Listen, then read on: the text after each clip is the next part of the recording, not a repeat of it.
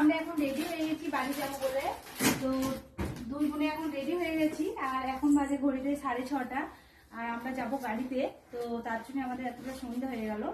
আর এখন আমাদের কিন্তু প্রচুর প্রচুর মেঘ করেছে। আর আমরা দেখো দুই বোনে কত ব্যাগ নিয়েছি, শুধু এখানে একটা ব্যাগ আছে, আর এই যে এইখানে একটা ব্যাগ আছে, তারপরে এখানে তো আছে মানে চার্জার যা লাগে আর কি সমস্ত এটা আছে। আর দেখো দিদির ব্যাগগুলো দেখো, শুধু এখানে দিদি দুটো ব্যাগ করেছি, মানে হচ্ছে না, মানে ব্যাগ নিতে হতো কিন্তু আরো ব্যাগ ছিল, এটাতেই ভরে নিয়েছে। এখানে মায়ের শাড়ি আছে, এখানে দিদির শাড়ি খানাগুলো আছে।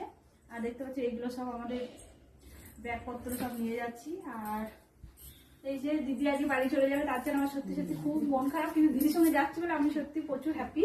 কিন্তু যখন বাড়ি আসবো জানি না কি হবে। তো দিদির যেতে হবে শ্বশুর বাড়ি, তাই না? তো আজকে আমরা এখন বাড়ি যাব। তো বললো না 6টা বাজে, 6:30 বাজে, কিন্তু এখনো মানে বৃষ্টি এত মেঘ করেছে, বাড়ি থেকে বের হতে পারছি না। তো মেঘটা কাটলে তারপরে আমরা বাড়ি থেকে বের হবো। তো বেশ ঠিক আছে, এখনকার মতন এই পর্যন্ত বন্ধু, টাটা।